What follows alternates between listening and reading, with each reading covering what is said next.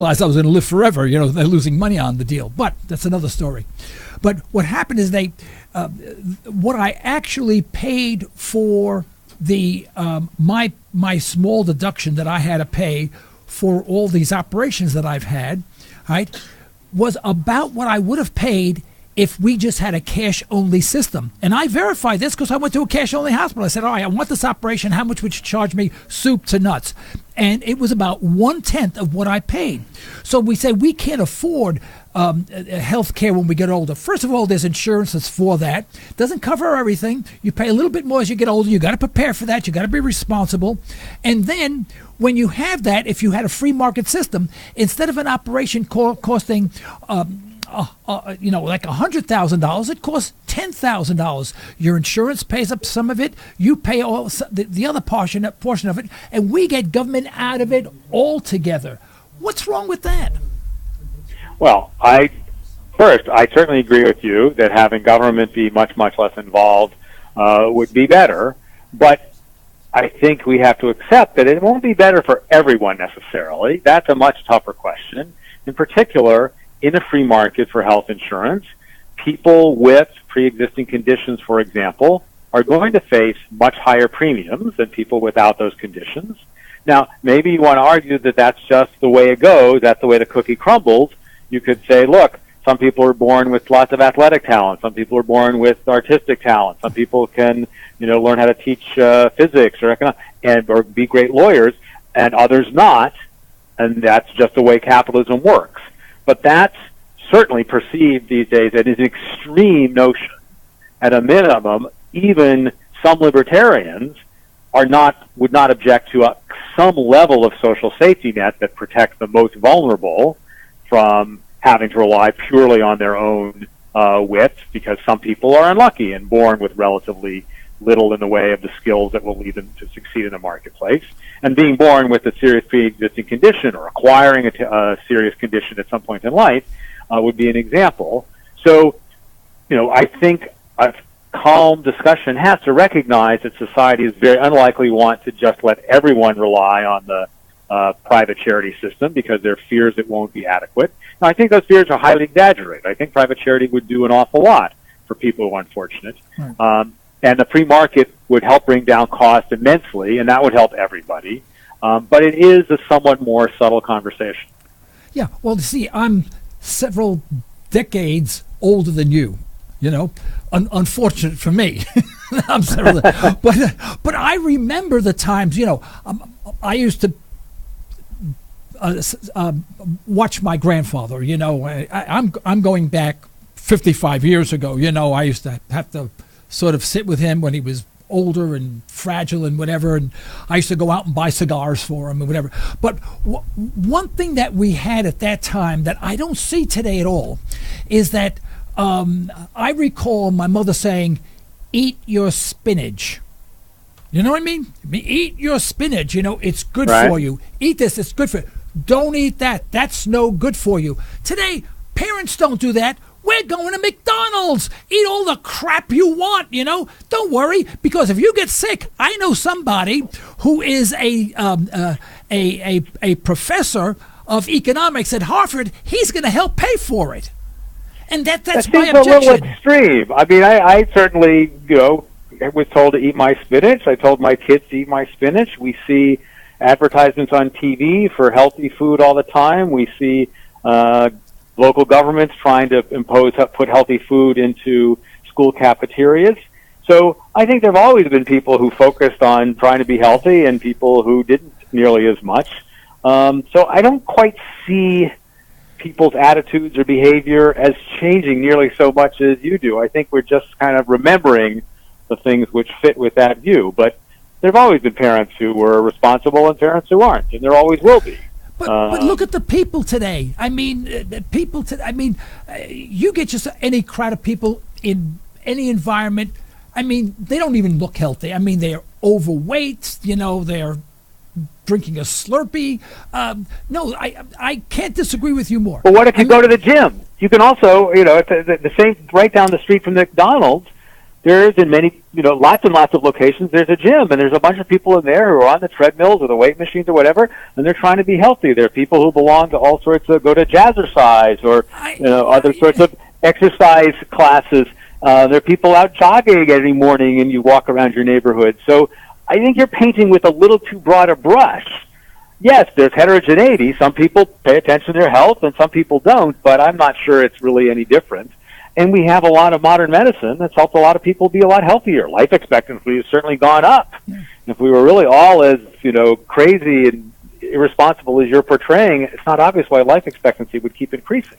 I can't tell you how many people I know that even work in this studio who are young. I mean, there are 40 years or more younger than I am, and their health is horrible. If I look at the way they eat, it's abominable. I mean, they come in there with these 44-ounce, Cokes and whatever. They're sugar junkies and whatever. We didn't have that. Now, yeah, we didn't have gyms back then because we didn't need it, because we worked hard. Everyone worked. Everyone was active. We used to play ball on 124th Street Park in East Harlem, New York. I'm a Harlem kid.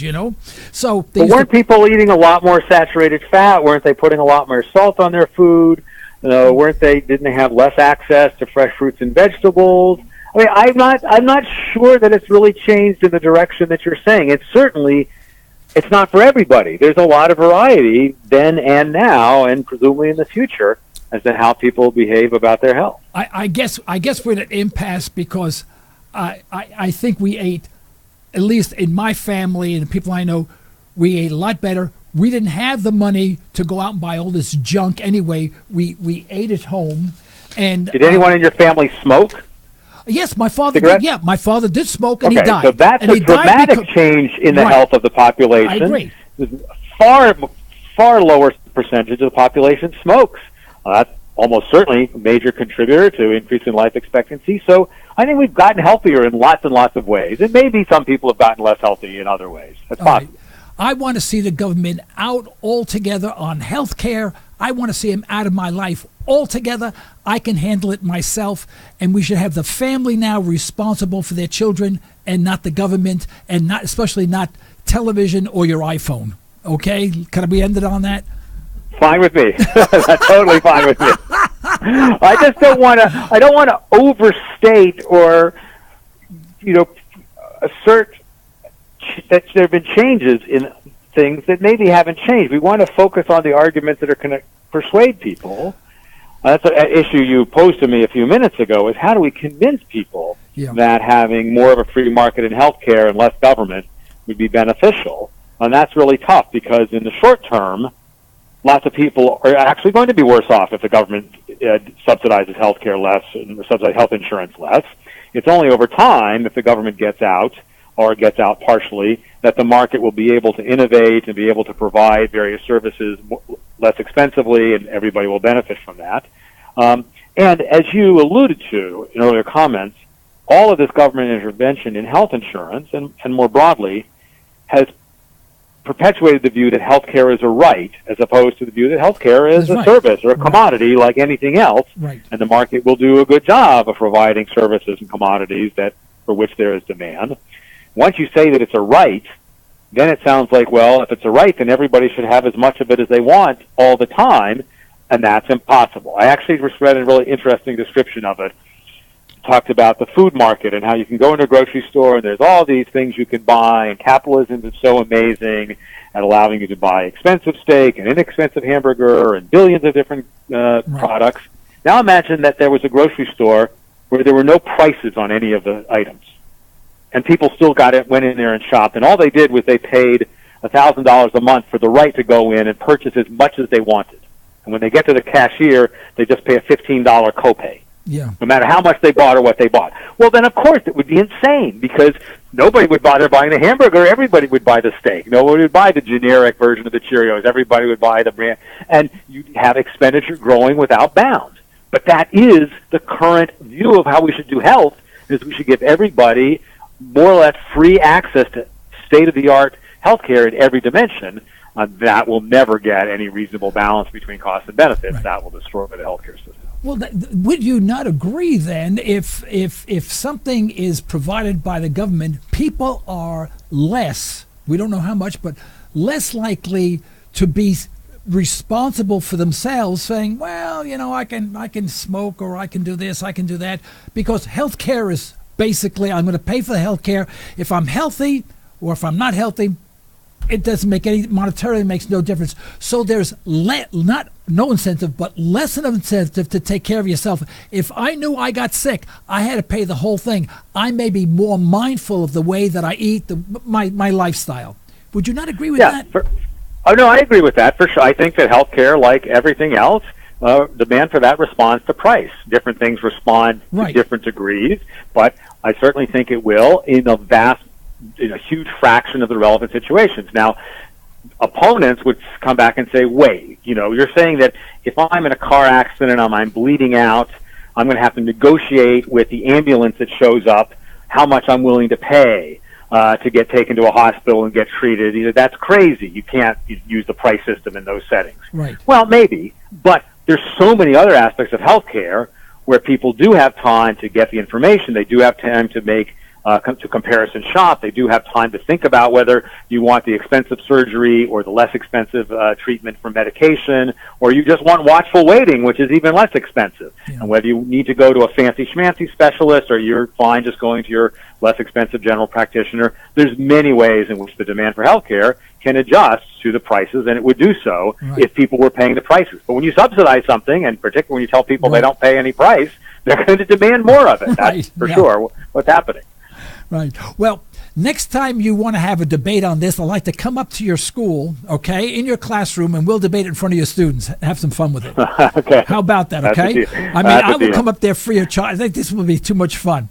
All right. Now, one subject which I say I'm the loneliest guy on the planet, by the way, when it comes to immigration. I don't know if anyone, and very few people, if anyone, who doesn't grasp the same concept that I have about open borders. I mean, everyone is so indoctrinated with, you have to have walls and borders and everyone checked out and all that. And to me, that's all lunacy. It was never that way. If it was that way, we never got permission from the tribes in this part of the country to say, okay, you can come on our land. We just killed the warriors, subjugated the children, and raped the women, and took the land. It was very simple. And now all of a sudden we're holier than thou. Where everything's got to be done properly, and we have to protect ourselves.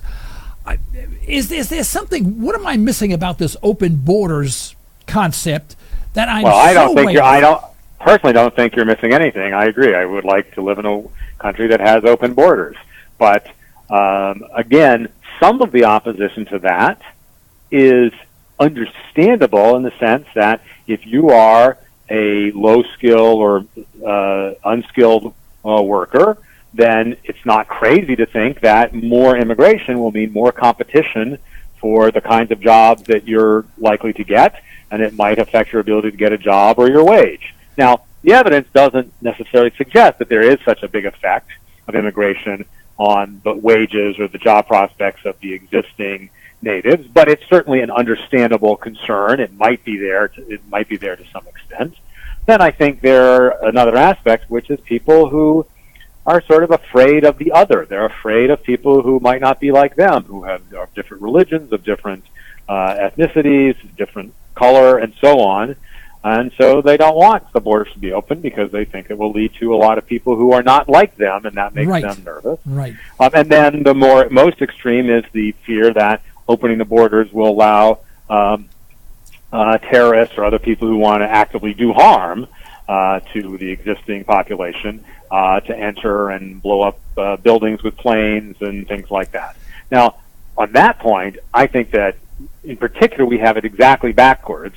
I think the more we try to restrict people to come in, the less hospitable we are to people who want to migrate here from around the world, the more we anger them, and the more likely it is that they're going to want to commit terrorist actions against us. In particular, the more we invade their countries and disrupt things and create refugees and destroy, kill people and destroy buildings and all that, that's really a good way to get people not to like us. And so that's it's not exactly immigration policy, but it relates to it directly. As long as we keep interfering in the Middle East, there's going to be some hostility to us in the Middle East. The solution is get out of the Middle East and open our borders. Yeah, I'm glad you're saying that, because sometimes I think I'm a majority of one in this subject. I go, two. This makes it. There's two of us. Yeah, okay, there's two of us, right? But to me, it's so simple. I went to a business meeting and someone brought this up, and I said, well, they talked about terrorism or something like that, some related subject that we're just talking about. And I said, well, maybe if we didn't invade their country, and, killed so many innocent people and dropped bombs from drones and built military fortresses, in the middle of their major cities and patrol their areas and always accidentally killed a few innocent people, but who was counting, maybe they wouldn't be so mad. And they get angry. They go, no, but we're the world's policemen. We're there to protect the people. I go, well, why don't we just come home and obey the Constitution? I mean, we were blessed with two bodies of water, one called the Pacific Ocean, the other called the Atlantic Ocean. We didn't have to be involved in anything. We can do our own thing, fair trade with everyone around the world. Why would someone say, hey, Abdul, how about you and I save up our money, fly over to America and blow the brains out of a few people? I mean, if they didn't know who we are, we were just far away and we fair traded with them and we were good to them. I mean, where's the logic? And they say, oh, no, they would do that because they're fanatics. Well, if they're fanatics, what are we going around the world, the only country in the world that has bases all over the world controlling nearly every major population? We're not fanatics. They cannot see it that way, and something is escaping me. I don't have a good explanation, but I agree with your characterization. Most people don't see it the way you and I do, and I think it's unfortunate because we're making ourselves much worse off. We're not successfully policing the rest of the world. We're generating, in many cases, further disruption, further animosity, loss of life, and so on. And we're giving people a good reason not to like us, rather than just saying, we're happy to trade with you, we're happy to have you immigrate to our country. That's the way in which we want to interact. Peaceful, voluntary, and if you want to, great. If you don't want to, that's fine too. Yeah. Well, it's sort of interesting that on 9/11, a lot of blame or suspicion went to Saddam Hussein, the guy that, by the way, we put in office, in Iraq. And yet we had to invade them, and the estimates vary from 1 million to 2 million people died, of which about 500,000 were children, But that's still collateral damage. You really don't count that, And yet Saudi Arabia, where, 9 of the 11 people involved, I forgot the exact number, came from Saudi Arabia, and we're supplying arms to Saudi Arabia. I tell you, this government drives me nuts. I mean, I cannot even tolerate listening to any senator, congressman, or anyone affiliated with the government, because every time they open their mouths, I start screaming at the TV set, and my wife beats me over the head. And she's right. She said, "Would you stop it so I don't watch it?" And I watch programs like Love and Hip Hop and Street Outlaws, because I'm an old drag racer guy, and I avoid all sorts of commentary regarding politics on television these days. But why can't? And the people that I speak with they're attorneys, they're marketing consultants. They have higher educations, a lot higher than mine, and book-wise, they're a lot smarter than I am. And when it comes to issues regarding our government, they just appear to be, like George Orwell said, we'll convince you, we'll indoctrinate you, and you will do what we say. It's exactly what they sound like. I agree. I'm not sure what else to say. And I don't know what we do about. How do we get out of this malaise? It looks like it's not going anywhere. I guess the only thing I would say, similar to some earlier comments, is that I think if we were discussing the state of the world in 1975 or 40 or 1910, we would be able to think of a whole set of reasons why we thought it was about to all just crash, and it was so bad that we were almost ready to give up in despair. And yet, despite all the crazy things our government and other governments have done for centuries, we managed to muddle along. And in the United States and a lot of other countries around the world, people are, in a lot of ways, pretty free to live their lives the way they want. Yes, there's tons of regulation. Yes, taxes may well be too high, and so on. But you can live in the part of the country you want to live in. You can marry whom you want, practice the religion you want, go into the occupation you want, and so on and so forth. So you think, compare us to 500 years ago or 1,000 years ago or even 150 years ago when the U.S. still had slavery, we're a pretty free country, and the world, for the most part, is fairly free. Yes, so it's. No. I wouldn't be quite as pessimistic as you are. I absolutely share your view that we want to argue against and push back against the further expansion of government, and indeed pull back a huge amount of existing government. But we're not living in Stalinist Russia. We're not living in communist China. We're not living in the year 1000 medieval village with a king or duke or something that can kind of impose arbitrary taxation, chop off our heads at a moment's notice. We live in a basically free, open, capitalist country. I agree. I don't disagree. Where I'm having my problem is a relative problem. At one time, 20 years ago, when it came to the Business Freedom Index, that's compiled every year as to where is the best place to run a business, the freedom to run your business, we were number one 30 years ago. Guess what? Out of the top 31 industrialized countries in the world, we now rank 28. All I'm saying is that we're going downhill and we're becoming acclimatized to it, so to speak. So it sounds like we're still I still hear people say we're the freest country in the world. No, we're not. The freest country in the world is Hong Kong. Of course, it's part of China, and they can't. That was New Zealand, actually. Well, New Zealand was way up there, and according to the Personal Freedom Index, Hong Kong comes out number 1, and we're now number 14. I'm not saying we're the worst in the world, but we certainly lose ground every single time it comes up. The Cato Institute puts out one, the Heritage Foundation, and there's several others who put out indexes of different aspects of our freedom.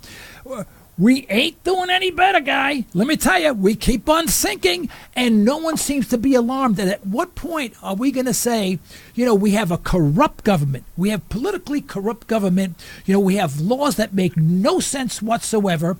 We have lost a good part of our freedom, and we have to turn it around. And the only thing we get from these clowns, criminal clowns in Washington is more regulation to protect us, which exasperates the situation even further.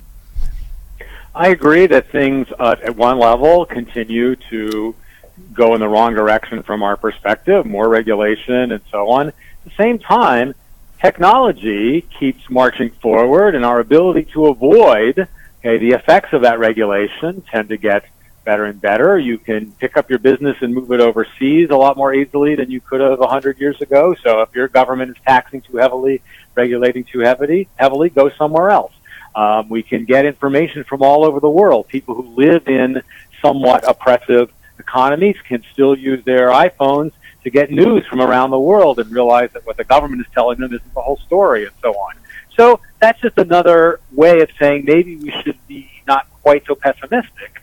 It doesn't mean we should stop pushing back against all the things that you're concerned about and that I'm concerned about. But I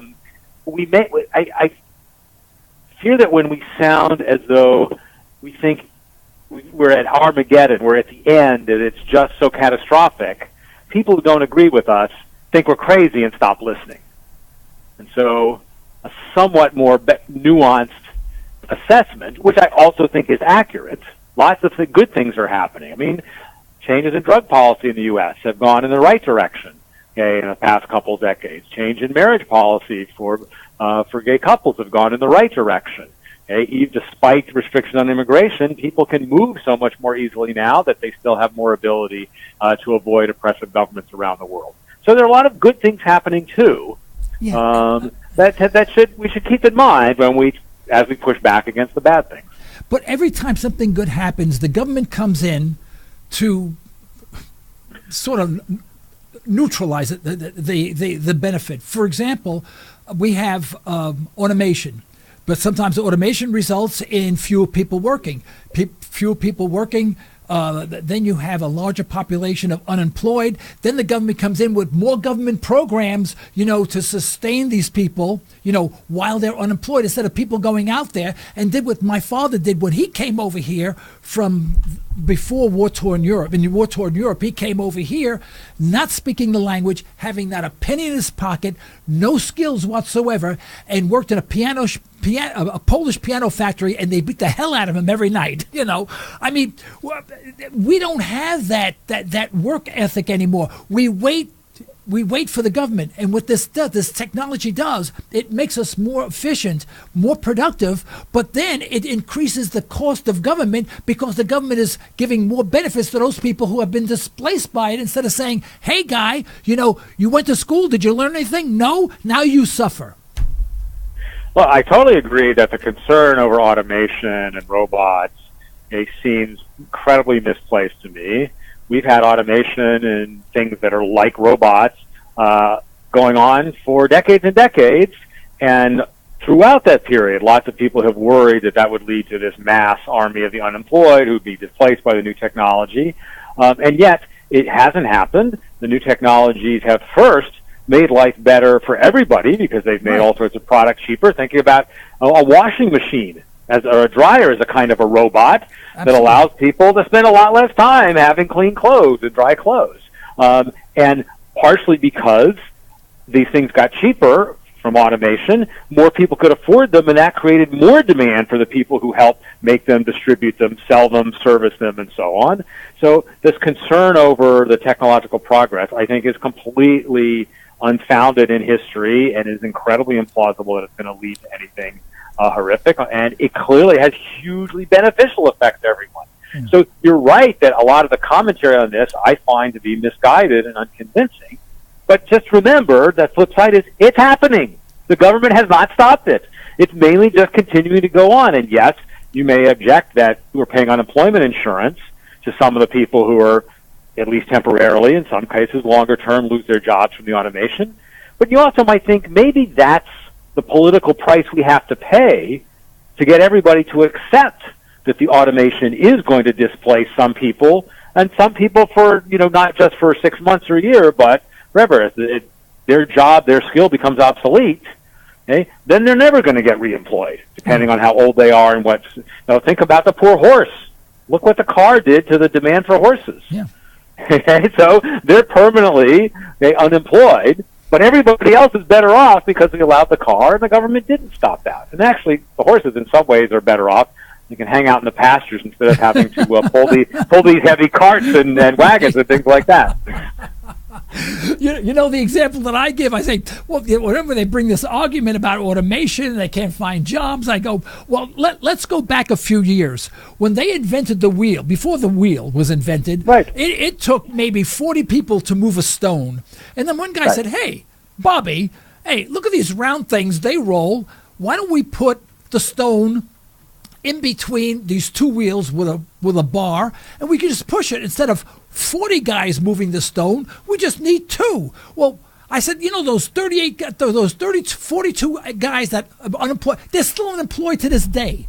But I use that as a metaphor more than anything else. But it's very true. But today, my concern is that our mentality is we have lost the work ethic that we had 100 years ago, where we said, if you don't have a job, you take what you can get, forget about how much it pays, you take care of your family, you work day and night, you learn a skill, then you try to improve yourself, your lot in life, and you move forward. Instead of looking to the government, the first thing we do is we apply for the 14 programs that the government has for us, and we sit home, eat jubes and Slurpees, and watch television all day. So I agree with you that we have too many programs and they're more generous than makes sense to me, but I still think that a very, very large fraction of the population is exactly what you described. They want to work hard, they want to have a career, they want to provide for their kids, they want to innovate and create new businesses and industries and so I'm just not quite as pessimistic about whether the capitalist spirit has been broken or anything like that. we don't have it perfect, but I do think it's still we're still doing okay. All right, Jeffrey, I think I've aggravated you enough. Not at all. It was a lot of fun. I think at this point you probably need to take about 4 aspirins to get over this dialogue, But we're about at our witching hour. I want to thank you so much for being on our program. I hope you take no offense by my espousing what I'm saying and stuff like that, and nothing personal. But I feel very, as you probably sense, I feel very strongly about this, and I'm not disagreeing with you, by the way. I'm just giving you a point of view, and I'm just fervent about it. But I'd like to give you the last couple of minutes just to wrap things up, okay? I guess to wrap things up, I would like to talk about Trump for a second. What frustrates me please do. most at the moment is that our president, I think, has fewer libertarian instincts than any president I'm aware of that I can remember in any detail. I'm deeply disturbed that he doesn't think about freedom, about the virtues of markets, about individual liberty in any context, either the sort of liberal favorite liberties or the conservative favorite liberties. So if one were going to be really pessimistic about something, my pessimism does focus on the fact that I don't think President Trump wants to think about policy, debate policy, listen to the voters, any of the things that I would like a leader to do. And the authoritarianism and the risk that there are going to be attempts to consolidate power in the presidency, that's what scares me about United States today. I agree 100%. Yeah, he scares me because there's no moral or philosophical foundation from which he operates. It's all shotgun, and you have no idea where he's going. And you, from what I've experienced and what I understand, and sometimes I don't understand the full context of what is going on because I'm not privy to some of this information. It seems that he's making off-the-wall decisions that just don't sound very free market, don't sound very freedom-like, are very restrictive, and quite frankly, very harmful in many ways that people are not talking about. And he sort of bothers me. Yeah. Well, I want to thank you very much for being on our program. If there's ever a time that you are in need of a lunatic to give a talk at Harvard, please feel free to give me a call. I'll come up and be more than happy to do this, and we'll have some fun, okay? That's a great offer. Thank you very much. Thank you, and I hope you will accept that invitation to return at a later date. Of course. Okay, thank you. Thank you so much. Thanks, Joe. Right, bye-bye Take now. care. Folks, Bye-bye. This is the end of today's broadcast. We'd like to thank our sponsors for the financial support, and we'd like to thank you for listening in. You can further the cause of liberty by recommending this program to your friends and let us hear from you. Our email address is comments@libertytalkradio.com. Remember, as my wife would say, you're either allowing your liberties to be taken away or you're striving to protect them. Unfortunately, there is no middle ground. Until next time, this is Joe Cristiano. You've been listening to Liberty Talk Radio. Stay well. Stay tuned.